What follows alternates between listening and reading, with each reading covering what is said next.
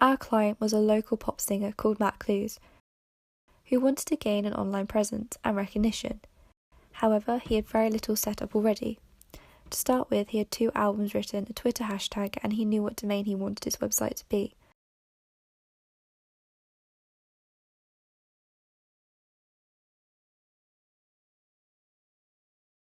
Although no music had been recorded yet, giving the campaign a challenge in terms of setting up his online presence without any content.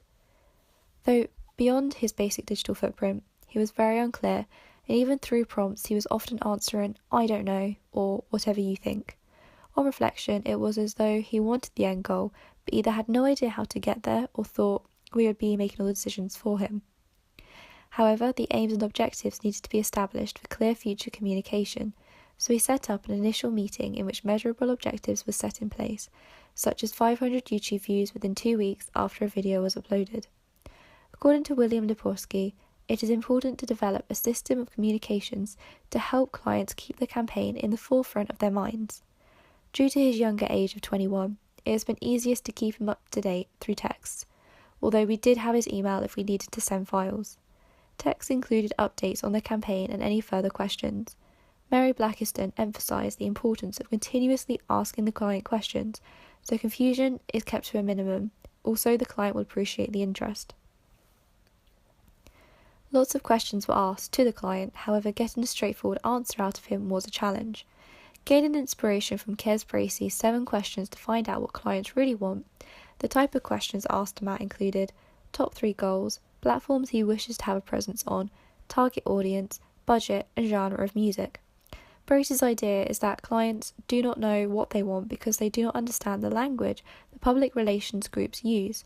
Therefore, coming up with basic questions ensures the client knows what is being asked of them. Upon discussing as a group, we decided that these questions should be much simpler for Matt to answer, whilst giving us enough information to move forward with. We must consider stakeholders as any group or individual who can affect or is affected by the achievement of a firm's objectives. Freeman, 1984. Identifying these stakeholders allows for us to tailor messages and the delivery to be most effective on a target audience to reach the client's intended outcome. Firstly, our client does not have a set outcome. We had to make a SWOT analysis. Created by Albert Humphrey in 1960, this table is designed to highlight your areas of strengths, weaknesses, your opportunities and your threats.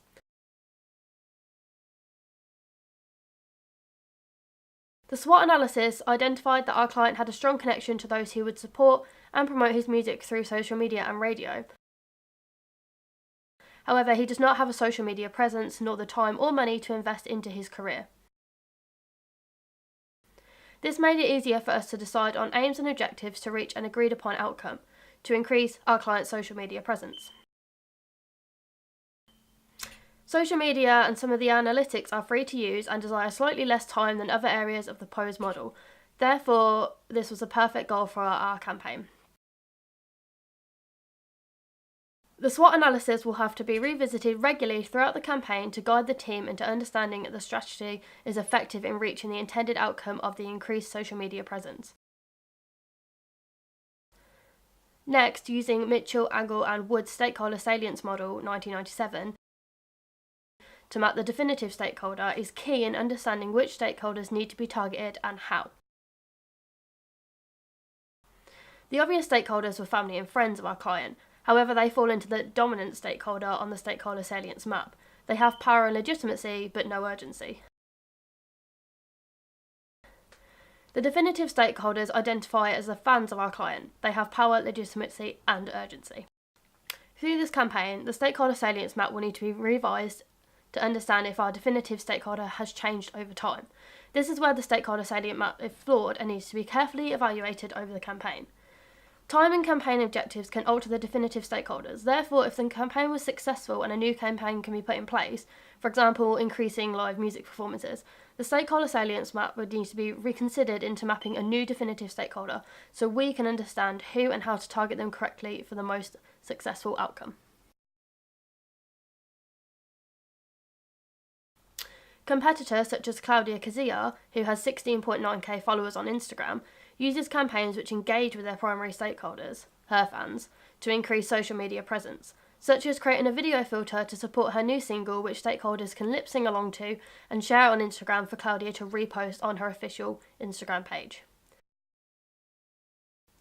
Our client is limited on time and money, therefore this strategy plan is not where we are going to move forward. However, many musicians use free social media platforms such as Instagram and YouTube to promote their music. Focused on the shared media of the Pose model, we have created a YouTube channel for our client to upload videos, covers and vlogs to keep users engaged and interested. Instagram allows for the use of hashtags to increase reach by 16% to share teasers of videos and artwork from our client. These reach people who do not follow our client on their official account and can still engage with the content. This allows fans to communicate as well with our client through comments. This also allows our clients to communicate back on a two-way symmetrical model, Greening and Hunt, 1984, and understand what fans want, allowing their client to build a relationship with them. The vanity metrics, REES 2009, given by YouTube and Instagram through likes, comments and followers, allows us to track the key performance indicators to evaluate if we are targeting our definitive stakeholders, the fans, effectively or not. The client that we took on for this particular campaign was coming from a clean background with no previous involvement with PR or media. There was no evidence of social media channels or promotional work on his part, so we had to consider launching this client from scratch. After identifying that he had a lack of focus on where he should be positioning himself in the media, we advised that as a basic startup, he should at least have a separate professional Facebook page from his personal account, a YouTube channel, and also a website where he could feature song releases, upcoming gigs, and other media artwork. According to blogger Ash Kenzai, Facebook, Twitter, blogs, and other social media outlets have transformed the relationship between the members of the public and those communicating with them. So, to have a variety of online social media sites would help direct his audience and his fans to things like I mentioned earlier, such as upcoming gigs, new gallery artwork and photos, videos and track production and promotion that would help keep people interested if there was ever a lull in his music production and release. Currently, all his music production and promotion was being done on his personal Facebook and was scattered sporadically across the months without any real direction or consistency, so it was easy to get lost and caught up in his personal life. It's important that we made sure from now on that this would be kept separate from his professional life in the future. Once this had been approved and developed, he would begin starting to build up a network following and a name for himself. We would then begin approaching music magazines such as The Wire, Fortitude magazine and On the Scene magazine to orchestrate publishing news articles about our client as a new upcoming artist that can already prove he has an established following. We knew that from the offset that it would be difficult to measure how successful the steps we were going to take would be in terms of followers, subscribers, page likes and shares, as we were starting from scratch. There would be nothing concrete to judge how well we had done, as any engagement would be an increase from nothing. It would be in the months that followed where engagement and vanity metrics plateaued, when we would be able to get a better idea of how he was progressing. Therefore, we would need to focus initially on vanity metrics, which isn't necessarily the most important thing to look at. However, introducing page likes and views will let us know if people are interested in what we've been publishing and in what areas people are looking at most. From this data, we can then start to action the results and improve the content to make it more engaging and interesting, depending on what people are looking at. PR plays a significant role in increasing communications and delivering information to customers or stakeholders. By using relevant and appropriate activities, it's possible to promote the positive behaviours you express as a brand onto individuals. Such tools can include social media, media relations, sponsorships and partnerships, events, community relations, direct media kits. We decided to split the communications plan into 3 phases. Phase 1 and 2 were identified as immediate priorities, with Phase 3 being an activity that could be continuously developed throughout the client's career. As there was an emphasis on social media and a direct website, it opened up to many communication. The table illustrates how we will use each phase to communicate strategically with stakeholders, as well as employ relevant tactics to ensure each message is delivered properly. Within the strategic communications chart, we have added 2 additional phrases which cover media and community relations. As the client has little to no exposure within the industry, we felt it would be wise to address this at a later date when he's more established. Phase 1. We advise that as a basic starter, Matt should at the very least have a separate professional Facebook page from his personal account and YouTube channel. By creating social media, individual from his personal, Matt would have the opportunity to create a brand which consumers and listeners can easily identify him by. Social media lets you bypass media and allows you to directly communicate with the consumer, additionally enabling journalists to follow you, drive website traffic, and increase the exposure your brand receives. Phase 2. In creating a website, it gives Matt a platform to feature song releases, upcoming gigs and media artwork, as well as provide a section for blog posts or press releases / news articles. Alongside social media platforms, a website is considered owned media and provides an extension of the client's brand. As you can see on the table, both these phases focus on owned media. It gives the maximum control out of the 4 media types, but lacks credibility and takes some time to scale up. If we look at phase 3, this would be implemented once the brand has been established with a clear following. Moreover, we'd advise to connect and network with potential journalists or media outlets as gigs become more frequent. This would give a more interesting hook and give more depth to what could be shared. On this occasion, we would rely heavily on collaborations with other artists to boost the presence of Matt within the industry.